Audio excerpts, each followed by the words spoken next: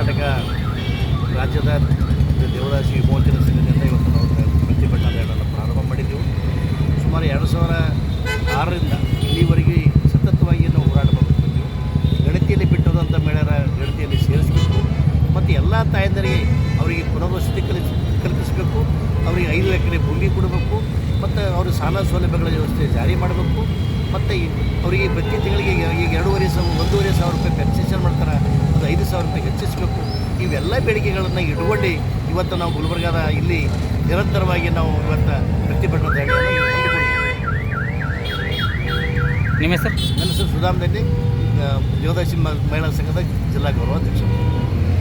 This video is sponsored by Max Multi-Speciality Hospital, 24/7 emergency trauma and critical care center with advanced services located at Hagarga Circle, Ring Road, Gulbarga. कल्याण कर्नाटका का पहला matrimonial app, यहाँ मिलेगा आपका perfect match. क्या आप अपने जीवन साथी की तलाश में हैं?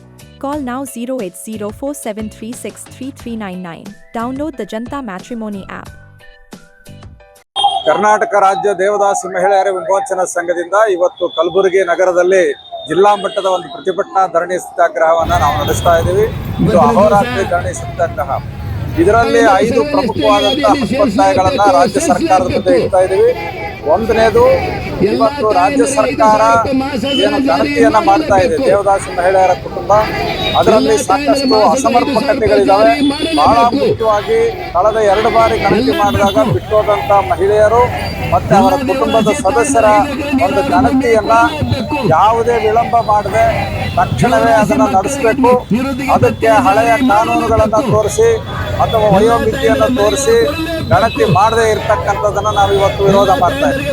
ಎರಡನೇದು ಬಹಳ ಮುಖ್ಯವಾದಂಥ ಅಂಶ, ರಾಜ್ಯದಾದ್ಯಂತ ಇರುವಂಥ ಎಲ್ಲ ದೇವದಾಸಿ ಮಹಿಳೆಯರು ಗಣತಿ ಪಟ್ಟಿಯಲ್ಲಿ ಇರಲಿ ಮತ್ತು ಇಲ್ಲದೆ ಇರಲಿ ಮತ್ತು ಅವರ ಕುಟುಂಬದ ಸದಸ್ಯರಿಗೆ ಪುನರ್ವಸತಿಯಲ್ಲಿ ಸಾಕಷ್ಟು ಅಸಮರ್ಪಕತೆಗಳಿದ್ದಾವೆ, ಅವುಗಳನ್ನು ತೊಡೆದು ಹಾಕಬೇಕು ಅಂತೇಳಿ ನಾವು ಒತ್ತಾಯ ಮಾಡ್ತಾ ಇದ್ದೀವಿ. ಅದರಲ್ಲಿ ಬಹಳ ಮುಖ್ಯವಾಗಿ ಎಲ್ಲರಿಗೂ 5,000 ಪೆನ್ಷನ್ ಸಿಗಬೇಕು.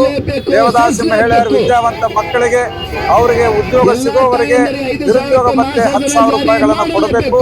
ಎಲ್ಲರಿಗೆ ಮನೆ ನಿವೇಶನ ಮತ್ತು ತಲಾ 5 ಎಕರೆ ಜಮೀನು ಕೊಡಬೇಕು ಅನ್ನೋದು ನಮ್ಮ ಪ್ರಮುಖವಾದಂತಹ ಒತ್ತಾಯಗಳಾಗಿದೆ. ಯು ಬಸವರಾಜು, ನಾನು ಕರ್ನಾಟಕ ರಾಜ್ಯ ದೇವದಾಸಿ ಮಹಿಳೆಯರ ವಿಮೋಚನಾ ಸಂಘದ ರಾಜ್ಯ ಗೌರವಾಧ್ಯಕ್ಷ.